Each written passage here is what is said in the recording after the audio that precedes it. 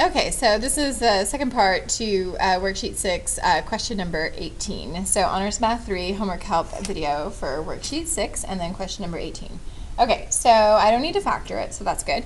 And none of the factors cancel, so there are no holes. And so then I'm going to start by looking for my vertical asymptotes.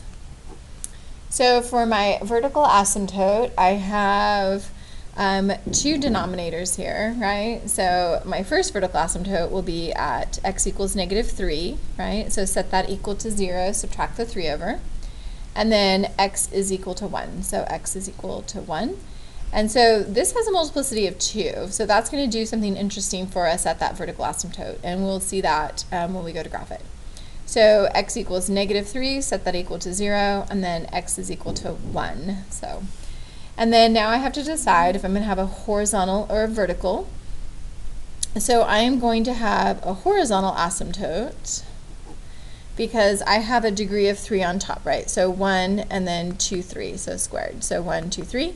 And then on the bottom, also a degree of 3, so 1 and then 2, 3 because of the squared. So they have degree of 3.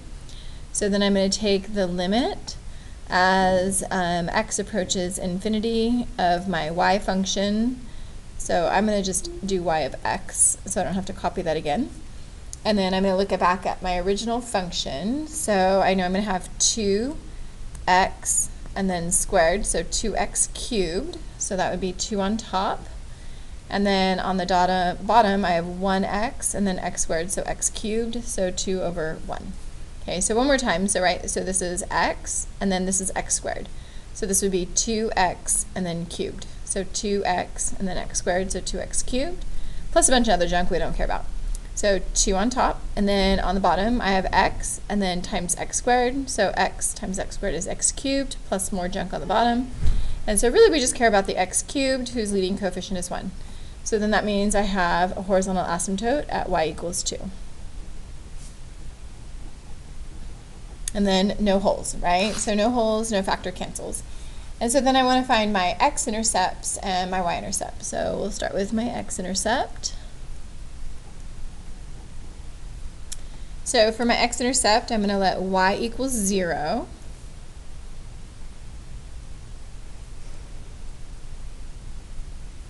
And then over the denominator, but remember we multiply the denominator over so we get 0, or the only way a fraction is equal to 0 is if the numerator is 0. So where do we look at the x-intercepts? Always in the numerator. So we look in the numerator for the x-intercepts.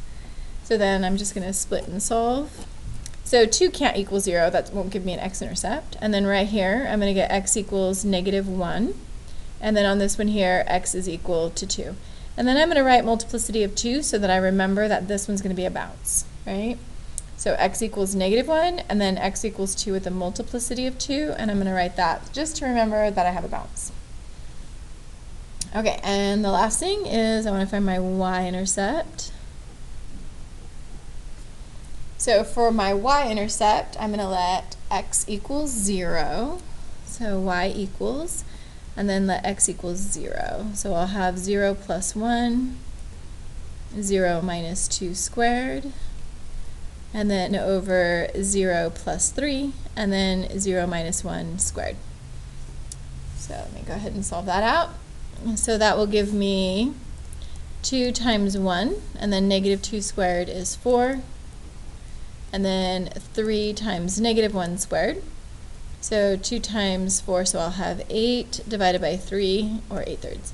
So then there is my y-intercept. And I'm going to write that as a mixed fraction just so I have an idea of where to graph it. So that would be 3 goes into 8 twice, so y equals 2 2/3. Okay. All right, so let me zoom out just a little bit so you can see what I'm going to do over here for my graph.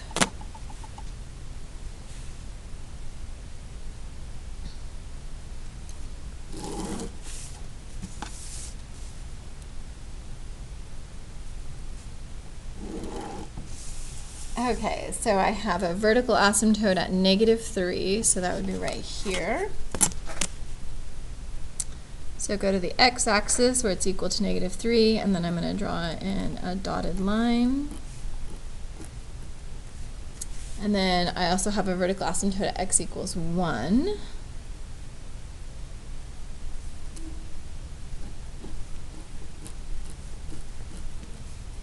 and then a horizontal asymptote at y equals 2.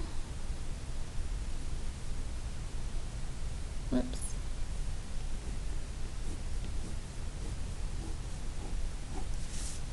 And an x-intercept at -1 and at +2, and then I'm going to put a little b here to remember that it bounces, and then at y equals 2 2/3. Okay, so I always want to have at least 3 points per branch, right? So 3 points per branch. So I have 3 branches I have to graph, right? Because I have 2 vertical asymptotes. So I need 1 over here, and 1 here, and 1 here. Okay. So I'm going to set up a t-table, and I'm going to actually put my t-table up here.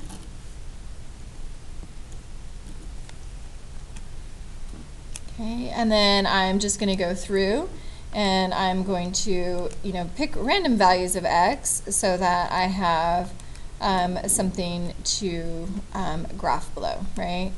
So I'm going to type this into my graphing calculator just to kind of make it easier for me to come up with my points here. So give me 1 second. Okay. So I'm just going to go to my table. So I'm going to pick, so I need 3 points to the right of this vertical asymptote, and I have 1 already, so I need 2 more. So this is at x equals 2 right now. So I'm going to type in 3 and 4, and then just substitute that in and get a y value, just to make it easier for me to graph. So at x equals 3, those are pretty small, so let me maybe do 5 also. Okay. So at 3, I got 1/3, or 0.33, so 1/3. And then 4, I got 0.634, so we'll just say 0.6. So at 3, I'm going to be 1/3 of the way up. And then at 4, I'm going to be a little over half. So then I'm going to connect those points there. And just to kind of like make my arc, right? So I'm going to connect those points, okay, to do that, okay? And so I know that to the right, I'm going to go up towards the horizontal asymptote and run parallel. So now right here, so I know that 2 is a bounce, right? So 2 is a bounce. So that means it's not going to go back down, right? So that means it needs to turn and it needs to go up, right? Can't go back down. It needs to turn and go back up because 2 is a bounce. So I'm going to turn and I need to run parallel. So it's going to do something like that. Okay. Let's zoom in just a little bit. Okay. And then now for my middle graph, so I need 3 points, or my middle branch, I should say. I need 3 points, so I have 2 so far, so I need 1 more. So I'm going to look to see what's happening here. So that would be at -2, so I'm going to type in -2. So again, I'm just using my graphing calculator to help me out here.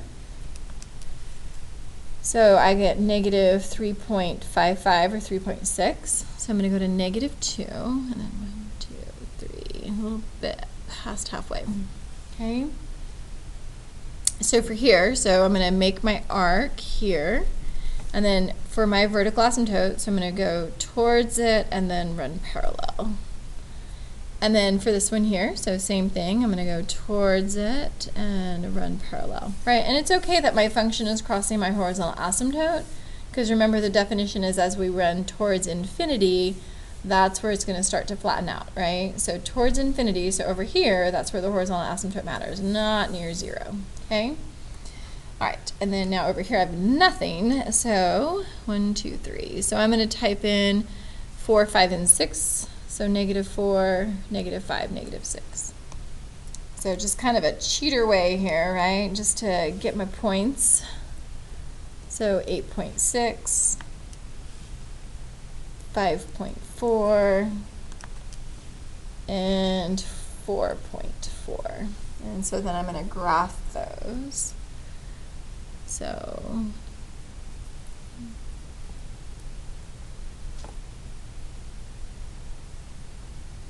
-4 and 8.6, and then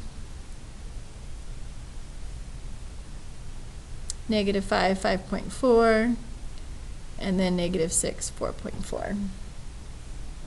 And so then for this one right here, so I'm going to make my arc first, and then I'm going to run towards the asymptote and then parallel, and then towards the asymptote and run parallel. So, and that, it's going to run into that eventually, but I've got stuff in the way there. So that's, and there's my graph.